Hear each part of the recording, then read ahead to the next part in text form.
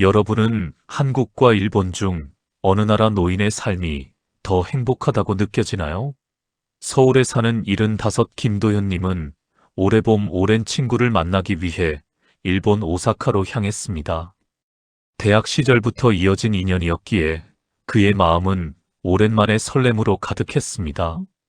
그런데 다시 마주 앉은 자리에서 두 사람의 일상은 생각보다 큰 차이를 보여주었습니다. 한국에서 은퇴한 뒤 매달 기초연금 34만 8천 원과 국민연금 70만 원으로 생활하던 김도현님은 병원비와 월세 걱정 사이에서 하루를 보냈습니다. 반면 나카무라 켄지님은 기초연금과 후생연금을 합쳐 매달 200만 원 이상을 받으며 규칙적인 생활과 여유 있는 취미를 즐기고 있었습니다. 같은 나이인데도 이렇게 다를 수 있을까 하는 의문이 자연스럽게 떠올랐다고 합니다. 통계청 자료를 보면 한국 노인의 빈곤율은 38.4%로 OECD 1위입니다. 노인 10명 중 4명이 월 190만 원도 안 되는 돈으로 살아갑니다. 그렇다면 무엇이 두 나라의 노후를 이렇게 갈라놓은 걸까요? 그리고 우리는 어떤 점을 배우고 또 바꿔볼 수 있을까요? 이야기를 시작하기 전에 구독과 좋아요, 그리고 알림 설정까지 부탁드립니다. 오늘 이 영상이 마음에 와닿으셨다면 댓글로 숫자 1을 남겨주세요. 그럼 시작하겠습니다. 첫 번째로 노후 준비 방식의 결정적 차이입니다. 두 나라 노인의 노후 생활에서 가장 먼저 드러나는 차이는 노후 준비 방식입니다. 앞서 잠시 언급했던 김도현님과 나카무라 켄지님의 이야기는 이 차이를 가장 잘 보여줍니다. 김도현님은 한국에서 오랜 기간 자영업을 해왔지만 폐업 이후 안정적인 연금이 충분하지 않았습니다. 기초연금은 월 34만 8,100원, 국민연금은 70만 원, 두 개를 합쳐도 105만 원 정도였습니다. 서울 변두리 원룸 월세가 50만 원, 병원비가 한 달에 30만 원 나가니 남는 건 25만 원. 식비와 공과금을 내고 나면 손에 쥐는 돈은 거의 없었습니다. 그는 여행 중 친구에게 이렇게 털어놓았습니다. 나는 지금도 지출이 늘어날까봐 걱정부터 해. 너는 어떻게 이렇게 여유가 있어 보이니? 나카무라 켄지님은 조용히 웃으며 대답했다고 합니다. 난 젊을 때부터 조금씩이라도 연금과 저축을 분리해 두었어. 습관이 되니까 어렵지 않더라고. 지금은 기초연금이 월 64만 원 정도 나오고 회사에서 받는 후생연금이 137만 원 정도야. 두 개 합치면 200만 원이 넘으니까 걱정 없이 살 수 있어. 이 대화는 단순히 개인의 차이가 아닙니다. 한국과 일본의 구조적 차이를 보여줍니다.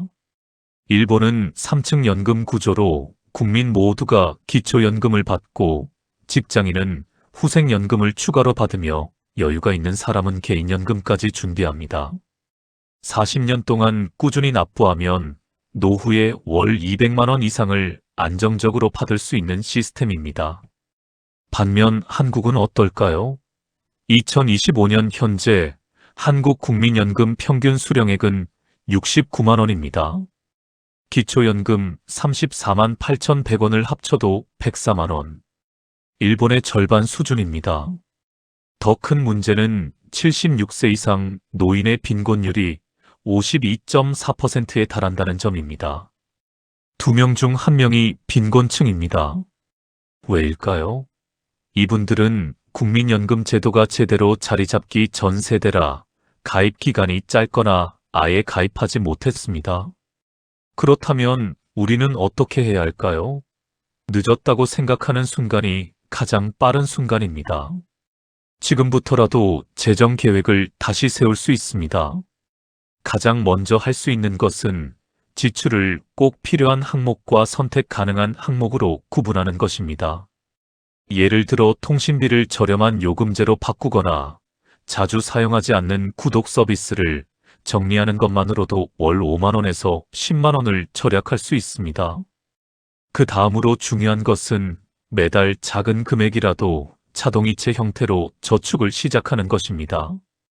월 10만 원이라도 10년 동안 모으면 1200만 원이 됩니다. 이자까지 합치면 1500만 원 가까이 됩니다. 적다고 생각할 수 있지만 아무것도 안 하는 것과는 천지 차이입니다. 이와 함께 공적연금 추가납입 제도를 활용하는 것도 좋은 방법입니다. 국민연금은 60세까지만 납부하는 게 아니라 65세까지 추가납입이 가능합니다. 5년을 더 내면 연금액이 20%에서 30% 늘어납니다. 월 20만 원을 더 받으면 1년에 240만 원, 10년이면 2,400만 원입니다.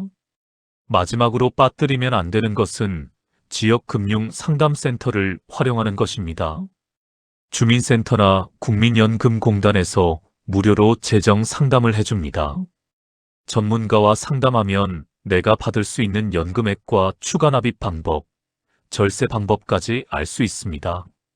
물론 이런 말을 들으면 이미 늦은 것은 아닌지 걱정하는 분들도 계실 것입니다. 하지만 늦었다고 느끼는 시점이 바로 새로운 재정 습관을 시작할 수 있는 출발점이라는 점을 기억하시면 좋겠습니다. 고정 지출을 조금 줄이고 지역에서 제공하는 노후 지원 제도를 활용하는 것만으로도 부담은 크게 줄어듭니다. 결국 노후 준비는 빠를수록 좋지만 지금부터라도 방향을 잡는 것이 가장 중요한 첫걸음입니다. 10년 후, 20년 후에 나를 위해 오늘 할 수 있는 작은 실천을 시작해 보시길 바랍니다. 두 번째로, 가족 의존도와 정서적 독립의 차이입니다. 두 나라 노인의 노후 생활에서 크게 갈라지는 부분은 가족에 대한 의존도와 외로움의 차이입니다. 한국에서는 나이가 들어도 마음 한켠에 자녀에게 기대고 싶은 마음이 남아있는 경우가 많습니다. 69 윤정혜님은 자녀들과 각자 떨어져 살지만 마음만큼은 여전히 자녀에게 의지하고 있었습니다. 그러나 자녀의 바쁜 생활 때문에 연락이 뜸해지면 하루 종일 허전함과 불안이 밀려왔습니다. 실제로 2023년 통계를 보면 자녀와 따로 사는 한국 고령자가 72.1%에 달합니다. 10명 중 7명이 혼자 살거나 노인끼리만 삽니다. 어느 날 윤정혜님은 이렇게 말했다고 합니다. 애들 목소리라도 듣고 싶어서 기다리게 돼. 괜히 내가 필요 없는 사람 같아서 마음이 울적해져. 더 안타까운 건 경제적으로도 힘들다는 점입니다. 60세 이상 고령자 중 79.7%가 자신이나 배우자가 직접 생활비를 벌고 있습니다. 자녀나 친척의 도움을 받는 경우는 10.3%, 정부나 사회단체 지원은 10%에 불과합니다. 결국 대부분의 노인이 스스로 알아서 살아야 하는데 정서적으로는 자녀에게 의지하고 싶은 마음과 경제적으로는 자녀에게 짐이 되기 싫은 마음 사이에서 괴로워합니다. 반면 일본의 73 야마구치 미노루님은 자녀와 떨어져 살지만 일상의 균형을 스스로 맞추는데 익숙했습니다. 아침에 일어나면 걷기와 집안 정리로 하루의 리듬을 만들고 주 두세 번은 동네 커뮤니티 센터에 들러 사람들과 인사를 나눴습니다. 그는 말했습니다. 자녀는 자녀의 삶이 있고 나는 내 삶이 있어. 서로 잘 지내는 게 가장 편안하더라고. 일본도 혼자 사는 노인이 많지만 지역 모임 참여율이 높습니다. 동네마다 데이케어 센터가 있고 주 2회에서 3회 정도 정기적으로 모여서 식사하고 체조하고 취미 활동을 합니다. 본인 부담금은 한 번에 500엔, 한화로 4,700원 정도입니다. 나머지는 개호보험으로 해결됩니다.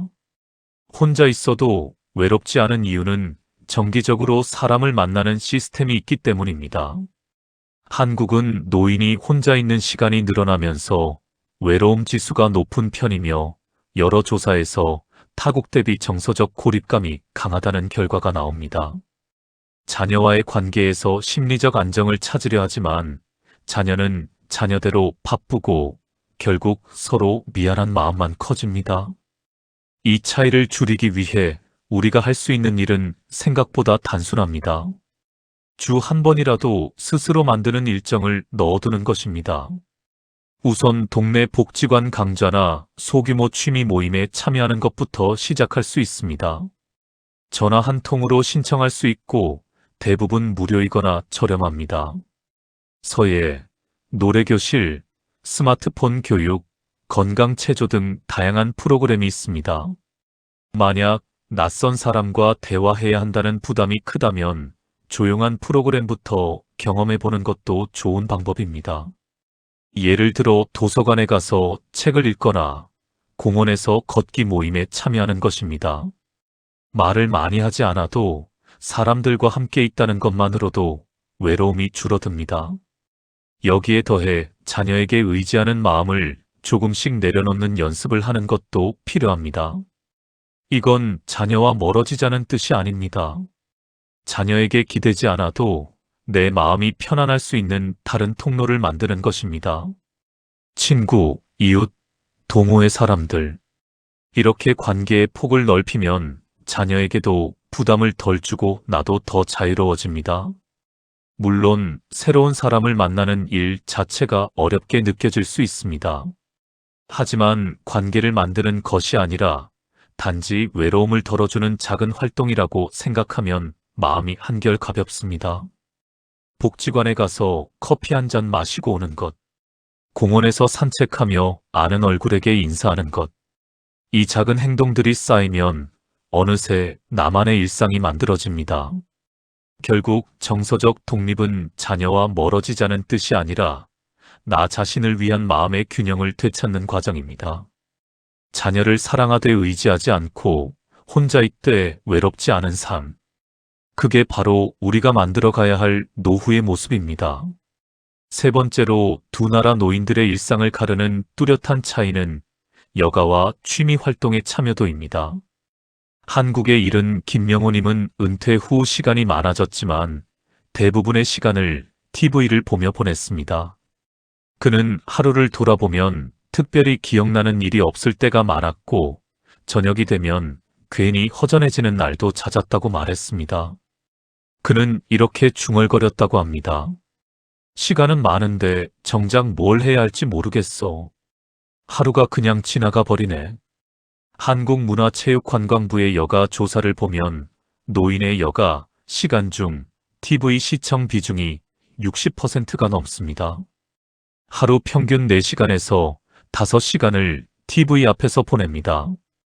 반면 취미 활동이나 운동, 사회 활동에 참여하는 시간은 하루 1시간도 안 됩니다. 이건 단순한 취향의 차이가 아닙니다. 무엇을 할지 모르고 어디로 가야 할지 모르고 누구와 함께 할지 모르기 때문입니다. 반대로 일본 교토에 사는 70한 사카이 히로코님은 매주 같은 시간에 열리는 공방 프로그램과 지역 걷기 모임에 참여하며 생활 리듬을 만들어가고 있었습니다. 그녀는 취미 활동이 특별한 능력이 있어서 가능한 것이 아니라 정해진 시간에 나가는 습관이 크게 도움이 되었다고 말했습니다. 특별히 잘하는 건 없어도 정해진 시간에 몸을 움직이면 기분이 훨씬 좋아져요. 화요일 오전 10시는 공방, 목요일 오후 2시는 걷기 모임. 이렇게 정해두니까 일주일이 지루하지 않아요. 일본은 취미 활동과 지역 프로그램 참여 비율이 한국보다 2배 이상 높게 나타납니다. 이는 생활 패턴을 어떻게 유지하느냐에 따라 정서 안정과 사회적 연결이 달라지기 때문입니다. 혼자 집에서 TV를 보는 것과 사람들과 함께 무언가를 하는 것은 뇌 활동 자체가 다릅니다. 함께 활동하면 치매 예방에도 도움이 되고 우울감도 줄어들고 신체 건강도 좋아집니다. 그렇다면 우리는 무엇을 할 수 있을까요? 이 차이를 좁히기 위해서는 거창한 취미를 찾을 필요가 없습니다. 제일 간단한 것은 하루 20분 걷기를 일정으로 정해두는 것입니다. 아침 8시에 일어나서 8시 30분에 집을 나섭니다. 30분 동안 동네를 걷고 9시에 돌아옵니다. 이 간단한 루틴만으로도 하루가 달라집니다. 몸이 깨어나고 머리가 맑아지고 기분이 좋아집니다. 집에서도 할 수 있는 방법이 있습니다. 간단한 스트레칭이나 손 운동을 정기적으로 해보는 것입니다. 유튜브에는 노인을 위한 의자 체조, 손가락 운동, 스트레칭 영상이 수없이 많습니다. 10분짜리 영상 하나를 정해서 매일 같은 시간에 따라 하는 것입니다. 특별한 도구도 필요 없고 돈도 안 듭니다. 밖으로 나갈 용기가 생긴다면 동네 주민센터에서 운영하는 무료 취미 강좌에 참여하는 것도 좋습니다. 서예, 그림 그리기, 노래 교실, 스마트폰 활용 교육 등 다양한 프로그램이 있습니다. 전화 한 통이면 신청할 수 있고 대부분 무료이거나 월 1만 원 이하입니다. 잘할 필요가 없습니다. 그냥 가는 것만으로도 충분합니다. 그리고 빠뜨릴 수 없는 곳이 도서관입니다. 도서관은 조용하고 무료이고 시원하거나 따뜻합니다. 책을 읽지 않아도 괜찮습니다. 신문을 보거나 잡지를 넘기거나 그냥 앉아 있는 것만으로도 집에 혼자 있는 것보다 훨씬 좋습니다. 물론 이렇게 말해도 꾸준히 할 자신이 없다고 느끼는 분들이 많습니다. 그러나 꾸준함은 의지보다 시간표가 만든다는 점을 기억하면 좋습니다. 정해진 날과 시간을 정해두고 그 시간이 되면 가볍게 몸을 움직이는 것. 바로 이 단순한 행동이 오래 갈 수 있는 가장 현실적인 방법입니다. 결국 여가는 시간을 채우는 일이 아니라 스스로의 마음을 안정시키는 중요한 생활 습관입니다. 오늘 하루 무엇을 하셨나요? 내일은 무엇을 하실 건가요? 이 질문에 답할 수 있는 작은 일정 하나를 만들어 보시길 바랍니다. 네 번째로 두 나라 노인의 삶을 크게 가르는 요소는 건강관리 방식의 차이입니다. 한국의 76 박노철님은 몸에 이상이 느껴질 때만 병원을 찾는 편이었습니다. 평소엔 괜찮다고 생각했지만 어느 날 갑작스러운 어지럼증으로 동네 병원을 찾았을 때 의사에게 이런 말을 들었다고 합니다. 조금만 더 늦었으면 치료가 더 길어질 뻔했습니다. 정기적인 검사 꼭 받아야 합니다. 그 말을 들은 박노철님은 순간 마음이 철렁 내려앉았습니다. 자신은 건강하다고 믿었지만 사실은 조용히 진행되는 문제가 있었던 것입니다. 한국은 만성질환을 가진 노인의 비율이 높고 증상 악화 후 병원을 찾는 경향이 강합니다. 2023년 통계를 보면 65세 이상 노인의 연간 진료비는 1인당 평균 588만 원입니다. 본인 부담금은 평균 118만 원. 한 달로 나누면 약 10만 원입니다. 그런데 이건 평균입니다. 만약 암이나 뇌졸중 같은 중증 질환이 생기면 어떻게 될까요? 항암 치료 한 번에 본인 부담금 50만 원에서 100만 원. 한 달에 두세 번 받으면 200만 원에서 300만 원입니다. 건강보험이 있어도 이 정도입니다. 비급여 항목까지 더하면 월 500만 원도 넘어갑니다. 기초연금 34만 8,100원과 국민연금 69만 원을 합쳐봐야 104만 원. 의료비를 감당할 수 없습니다. 그래서 많은 노인들이 병원 가는 것을 미룹니다. 아파도 참습니다. 약을 반으로 잘라 먹습니다. 반면 일본의 75스즈키 하루오님은 작은 변화에도 예방적으로 병원을 찾는 습관을 가지고 있었습니다. 그는 주치의와 정기적으로 혈압과 혈액 검사를 확인하며 생활 습관을 점검했고 필요하면 바로 상담을 받았습니다. 그는 말했습니다. 나이가 들수록 몸은 계속 변해요. 미리 보는 게 마음도 편해집니다. 저는 3개월에 한 번씩 주치의 선생님을 만나요. 혈압 재고, 혈액 검사하고, 약 처방받고, 본인 부담금은 한 번에 2,000엔 정도, 하나로 18,000원 정도예요.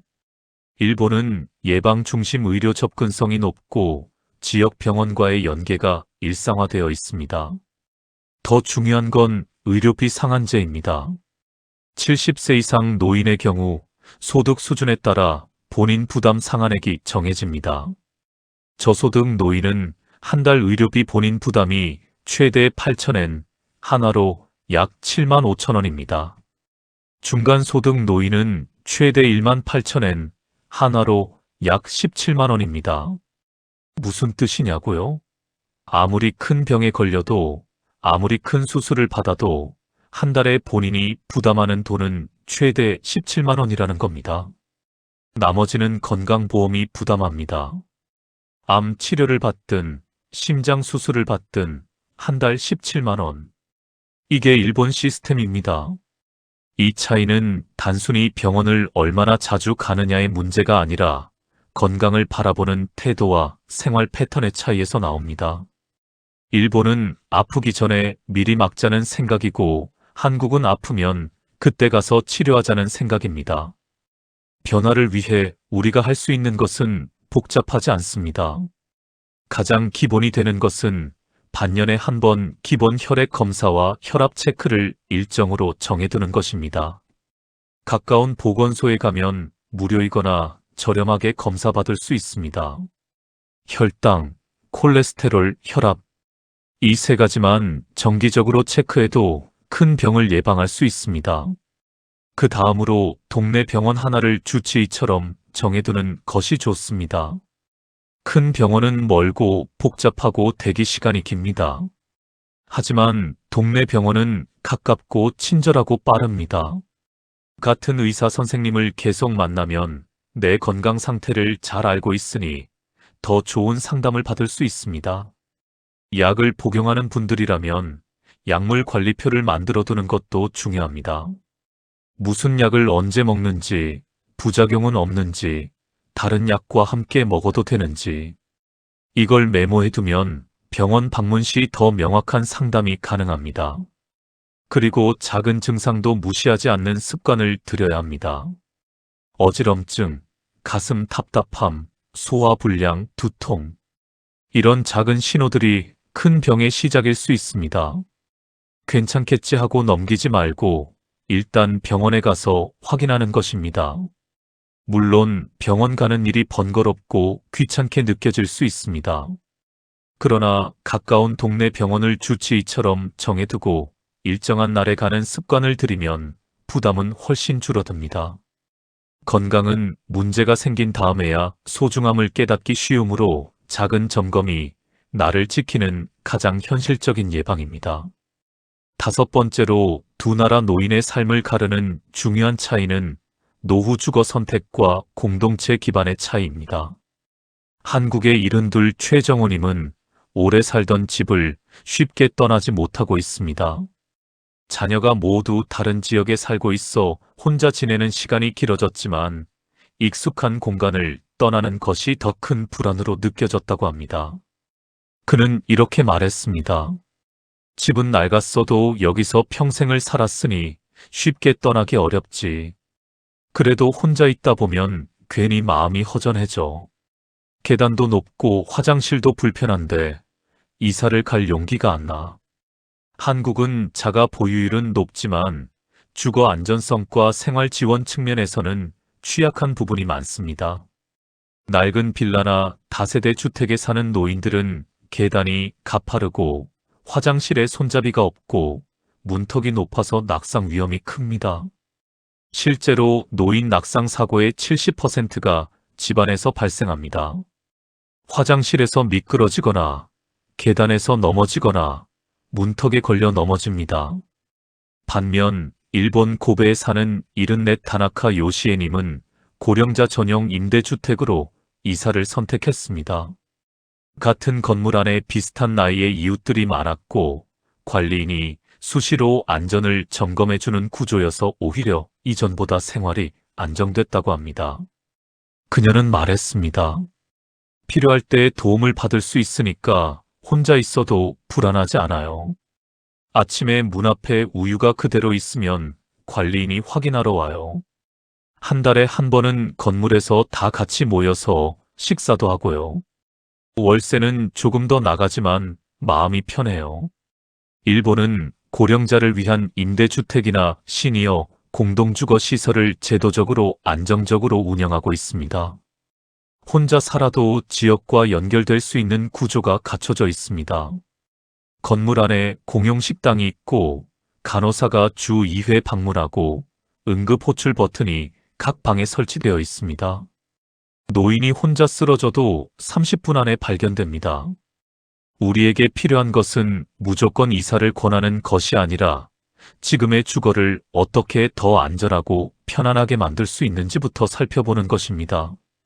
제일 먼저 할 수 있는 것은 손잡이를 설치하는 것입니다. 화장실, 현관, 계단. 이 세 곳에만 손잡이를 달아도 낙상 위험이 절반으로 줄어듭니다. 손잡이는 인터넷에서 2만 원에서 5만 원이면 살 수 있고 설치도 간단합니다. 또는 지자체에서 운영하는 집수리 지원 제도를 활용하면 무료이거나 저렴하게 설치할 수 있습니다. 미끄럼을 방지하는 것도 중요합니다. 화장실 바닥, 현관 타일, 계단에 미끄럼 방지 패드를 붙이는 것입니다. 1만 원이면 충분히 살 수 있습니다. 이것만으로도 넘어질 위험이 크게 줄어듭니다. 문턱 때문에 불편하다면 문턱을 없애거나 낮추는 것도 방법입니다. 문턱이 3cm만 넘어도 노인에게는 걸림돌이 됩니다. 문턱 경사로를 설치하면 휠체어나 보행기를 사용할 때도 편리합니다. 그리고 조명을 밝게 하는 것도 빠뜨릴 수 없습니다. 어두운 집은 사고 위험이 높습니다. 현관, 화장실, 거실, 침실. 각 공간에 센서 등을 설치하면 밤에 화장실 갈 때도 안전합니다. 물론 나이가 들어 새로운 곳으로 이동한다는 것은 심리적으로 큰 결정일 수 있습니다. 그렇기 때문에 이사를 고려할 때는 작은 단계를 먼저 밟는 것이 좋습니다. 가까운 지역의 공공임대나 공동생활형 주거시설을 방문해 분위기를 살펴보고 단기간 체험 프로그램이 있다면 참여해보는 것입니다. 어떠한 선택을 하든 중요한 것은 혼자 있는 시간이 늘어날수록 주변 환경이 나를 지켜주는 방향으로 바뀌어야 한다는 점입니다. 집이 편안하고 안전하면 마음도 편안합니다. 오늘 집안을 둘러보며 위험한 곳은 없는지, 불편한 곳은 없는지 점검해 보시길 바랍니다. 지금까지 살펴본 5가지 차이는 두 나라의 문화와 제도가 만든 결과이지만 우리에게 주는 메시지는 훨씬 더 개인적인 수준에서 다가옵니다. 김도현님과 나카무라 켄지님의 사례처럼 같은 나이라도 준비 방식과 생활 습관에 따라 노후의 모습은 크게 달라질 수 있습니다. 경제적인 준비, 정서적 독립, 일상의 작은 습관, 예방 중심의 건강관리, 그리고 안전한 주거 선택. 이 모든 요소는 결국 누구나 조금씩 바꿔갈 수 있는 영역입니다. 한국의 노인 빈곤율이 38.4%라는 통계가 무섭게 느껴질 수 있습니다. 기초연금 34만 8,100원으로는 살 수 없다는 현실이 답답할 수 있습니다. 하지만 포기하지 마십시오. 노년의 삶은 한 번에 달라지지 않습니다. 하지만 오늘 하루만이라도 작은 실천을 더해 본다면 내일의 마음은 확실히 가벼워질 수 있습니다. 20분의 걷기, 한 가지 취미 일정, 한 번의 검진 예약, 집안의 작은 안전 보완. 이 4가지는 많은 시간을 요구하지 않지만 노후의 안정과 마음의 평온을 크게 높여줍니다. 일본이 50년에 걸쳐 만든 시스템을 우리가 당장 따라갈 수는 없습니다. 하지만 개인이 할 수 있는 작은 실천은 오늘부터 시작할 수 있습니다. 월 10만 원이라도 저축하는 것, 주 한 번이라도 복지관에 가는 것, 반년에 한 번 건강검진 받는 것, 화장실에 손잡이 다는 것. 이 작은 것들이 모여서 10년 후, 20년 후의 나를 지켜줍니다.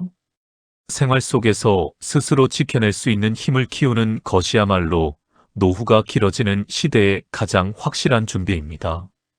여러분은 오늘 어떤 작은 변화를 시작해보고 싶으신가요? 여러분의 하루가 조금 더 편안해질 수 있는 선택을 스스로에게 선물해 보시길 바랍니다. 여러분의 경험과 생각도 언제든 댓글로 나누어 주시면 좋겠습니다. 구독과 좋아요, 그리고 알림 설정까지 부탁드립니다. 다음 이야기에서도 일상에 도움이 되는 내용을 준비해 찾아오겠습니다. 감사합니다.